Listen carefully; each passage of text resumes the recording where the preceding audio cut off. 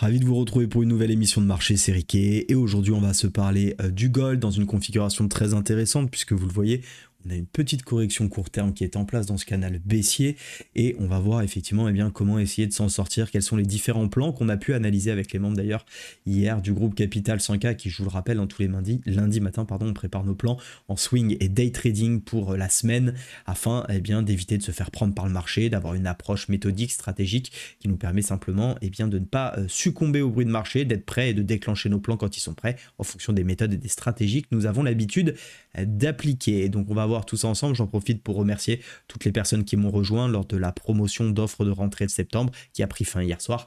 Merci pour votre confiance. Désormais l'offre n'est donc plus accessible, donc n'essayez pas de l'obtenir, il est trop tard et je suis ravi de pouvoir vous compter parmi nous désormais. Je pense que vous avez fait un bon choix pour préparer votre année 2025. Vous avez 3 mois pour bien monter en compétence sur cette méthode et cette approche et comme ça vous pouvez espérer sur 2025 enfin vous mettre dans de bonnes dispositions, éviter de trader un petit peu à la hâte, savoir un peu ce qu'il faut faire chaque jour au feeling et vraiment appliquer des méthodes techniques en maîtrisant ses émotions et surtout en se basant sur des concepts fondamentaux et graphiques. Voilà tout simplement. Donc concernant le gold, on est effectivement dans une très belle dynamique haussière, je pense que ce n'est pas sans vous rappeler que les plans se placent plutôt bien depuis le début de l'année, alors même si tout le début d'année a été quand même bien mou dans ce range, depuis qu'on l'a cassé tout se passe très bien.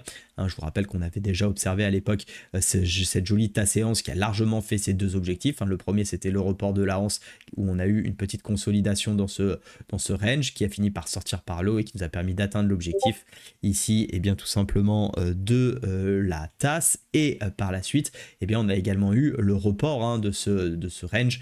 L'objectif est de rester et d'aller chercher autour des 2800 points. On n'y est pas encore, petit à petit on y va et on a également eu des petits setups plus intermédiaires comme vous pouvez le voir, ce drapeau qui s'était mis en place et qui a également avec les figures chartistes atteint son objectif ici la semaine passée. Donc vous voyez, beaucoup disent oui le chartisme c'est l'ancien trading, oui et non, c'est à dire qu'effectivement c'est une méthode peut-être plus ancienne que certains concepts que je qualifierais de marketing qui sont sortis plus récemment, mais ça fonctionne très bien pour se donner des objectifs. Sur les grosses unités de temps c'est extrêmement efficace pour du swing trading, ça permet de ne pas trop se prendre la tête et d'avoir ce que j'appelle un trading facile dans les grandes lignes, bien évidemment le trading n'a jamais été facile, mais de se simplifier l'approche, la décision, jouer sur des gros patterns de prix, c'est extrêmement intéressant. Et dans le day trading, on s'appuie sur ces configurations chartistes pour déterminer des objectifs et accompagner via des stratégies un petit peu plus dynamiques nos prix pour aller jusqu'à ces objectifs moyen terme et pouvoir tirer parti de la dynamique des prix. Et c'est extrêmement intéressant d'évoluer comme ça,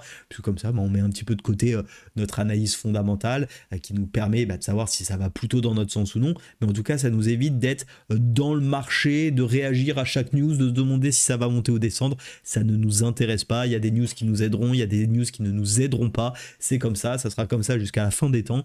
Et donc ce qu'il faut c'est simplement avoir ses plans, les tenir, gérer son risque et ça se passe plutôt très bien. Quant au plan pour la semaine qu'on a vu donc ensemble hier avec les membres, ils sont relativement clairs. Le premier c'était de venir travailler cette zone de repli, vous la voyez très bien en 1 heure, c'est une zone qui avait servi de résistance la semaine dernière, notamment lundi avant de céder, et on revient s'appuyer dessus, je ne veux pas dire de bêtises, et donc c'est pour ça que je vérifie toujours, mais vous voyez bien ici le petit mouvement divergent qu'on a donc sur le RSI, et on a une reprise actuellement de tendance haussière sur cette zone 1 heure, donc c'est parfait. On a UT1 et UT2, chez nous ça sera le daily et le H4 qui sont orientés à la hausse, le H1 effectivement dans une correction est en train potentiellement de se retourner, et donc c'est le plan qu'on voulait absolument, en tout cas qu'on voulait surveiller, et je trouve la zone extrêmement intéressante à travailler. Si jamais on n'est pas dedans et qu'on a envie de travailler un petit peu plus tard, j'ai un deuxième plan, c'est ce qu'on s'est dit, parce qu'on le sait, on peut avoir des mouvements qui sont violents, dynamiques, et on n'a pas forcément de signaux pour entrer. Dans ce cas-là, on évite d'attraper le prix un peu n'importe comment, et on cherche d'autres opportunités. Un des plans relativement simples avec lesquels nous on travaille, c'est au niveau des Fibonacci. Il y a un niveau qui est clé pour nous pour prendre des entrées. Alors on se sert de d'autres niveaux pour pourquoi pas aller chercher des objectifs ou autres, mais en tout cas un niveau qu'on aime regarder avec les membres, c'est le niveau des 0,618, puisqu'on considère que dans un mouvement de consolidation comme c'est le cas ici, puisqu'on est dans une dynamique haussière, je vous le rappelle, et on consolide, et bien à partir du moment où on casse les 0,618, on estime que la consolidation est probablement terminée. Probablement évidemment, car il n'y a pas de garantie. Bien évidemment, ça peut casser et repartir à la baisse. Il suffit d'une mauvaise news, que le marché ne veuille pas monter. Ça suffit bien évidemment pour invalider le plan. Dans ce cas-là, comment on fait? Eh bien, on attend que les 0,618 soient cassés. S'ils sont cassés, on estime que la correction est terminée. Donc, on reprend dans le sens des tendances de fond. Et c'est pourquoi on essaye d'aller accompagner jusqu'au 2708, qui sont le point haut pour l'instant qui a été atteint sur prix futur. Et donc, ça serait vraiment notre objectif dans la semaine ou peut-être la semaine suivante, si jamais ça met un petit peu de temps à y aller, pour pouvoir reprendre des positions là-dedans. Si jamais, encore une fois, hein, si jamais on n'est pas encore dans ce trading. L'objectif à court terme pour vraiment ceux qui font du plus petit day trading et qui arrivent en fonction de leur stratégie, moi ça serait cette zone de polarité qu'on a ici sur les 2675. On la voit bien, est-ce qu'on fond quasiment avec les 0,5, donc de la correction de cette dernière impulsion. Je trouve ça très intéressant. On voit bien d'ailleurs la théorie de dos qui est en train de se retourner. Alors il faudra peut-être un petit peu plus de confirmation. Sorte de pseudo épaule tête épaule également qui s'est mise en place. Je l'aime pas trop parce qu'elle est pas hyper propre. Elle est un petit peu larvée, cette épaule tête épaule. Vous voyez, la tête est pas vraiment une fois et demie plus grande que la première épaule. La deuxième est très ric-rac. Mais bon, ça n'empêche que ça donne quand même, malgré tout, même si c'est pas correct, pas mal d'éléments sur la zone, sur la tendance de fond qu'on a envie de travailler. Et puis il y a un autre élément qui sera bien évidemment intéressant. Si on casse les 0,5, il y a fort à parier en tout cas que notre drapeau ici soit donc également cassé. Et ce qui est très intéressant dans les cassures de drapeau, c'est qu'on peut aussi projeter de nouveaux objectifs. Et pourquoi pas, si on casse le drapeau, aller chercher ici, continuer à faire ce qu'on a fait sur les grosses unités de temps. On reporte, c'est toujours plus ou moins près, mais vous voyez, ça nous emmène à peu près sur les 2780, 2790, aller chercher finalement les 2800 dont je vous parlais en début de vidéo, ça rejoint à peu près ces zones-là. C'est extrêmement intéressant, j'ai pas trop regardé les différents niveaux, points pivots qu'on aurait. Vous voyez, on a un niveau ici, alors qui devait être un report d'objectif également qu'on a noté à 2740, et on a un R2 en cas de bonne volatilité sur le mois d'octobre qui pourrait nous emmener à 2828. Donc sur du moyen long terme, on recherche toujours des achats. Vous allez me dire, oui, mais c'est bien gentil ce que tu nous présentes, c'est uniquement orienté à la hausse. Oui, car pour le moment, c'est haussier. Alors effectivement, si demain on a un retournement de tendance ou une structure en tout cas à risque, un petit peu de faiblesse de cette tendance, alors on se posera des questions à ce moment-là. Mais je ne vais pas commencer à anticiper une tendance qui pour le moment, en tout cas un retour de tendance qui pour le moment est extrêmement dynamique. Il suffit simplement de regarder nos configurations H4 et Daily. J'aurais du mal à chercher les ventes. Là-dedans, c'est comme si en gros, on cherchait des ventes depuis ici août.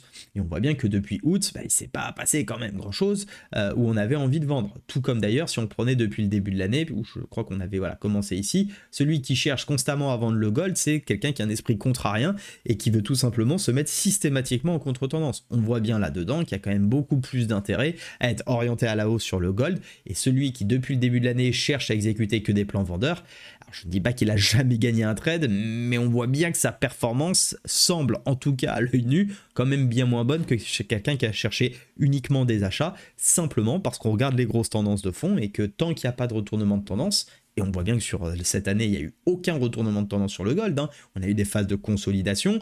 Bien évidemment, si on va sur du M15 ou du H1, oui, on trouve des petites corrections et qui font donc des tendances court terme baissières. Mais quand on regarde les grosses échelles, les grosses unités de temps, ce que je vous invite vraiment à faire, même si vous faites du petit trading et si vous n'êtes pas gagnant, évitez le petit trading. C'est vraiment la machine à laver dans laquelle vous allez vous faire lessiver. Arrêtez de croire tout ce qu'on vous dit sur les réseaux ou autres. Faites attention à vous, je ne dis pas qu'on ne peut pas gagner d'argent sur les petits trading, mais si vous n'y arrivez pas, remontez dans les échelles de temps, apprenez une méthode, une stratégie beaucoup plus solide avec des bases qui vous permettent de cadrer votre trading et vous verrez que finalement en faisant des choses simples, sans aller dans des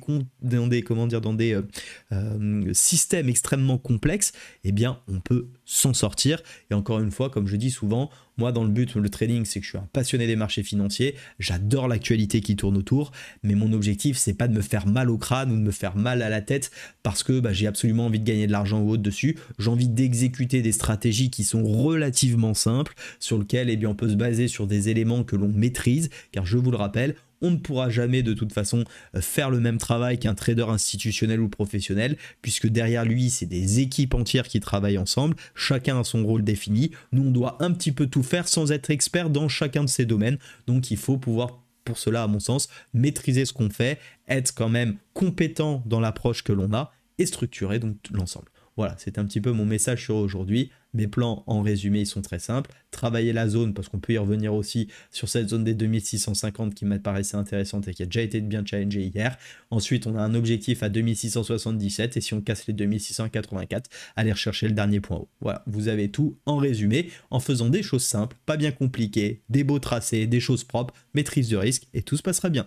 Excellente journée, je vous rappelle juste que sur le Telegram, je vous ai partagé également un actif, entre guillemets, qui est complètement délaissé par la terre entière depuis pas mal de temps maintenant et qui pourtant fait quasiment la meilleure performance de l'année. Car oui, les particuliers aiment lire et aller sur les actifs dont tout le monde parle, alors que c'est toujours la pire idée, puisque quand on parle de quelque chose, c'est souvent qu'il est déjà trop tard. Belle journée à toutes et à tous et à très vite. Ciao.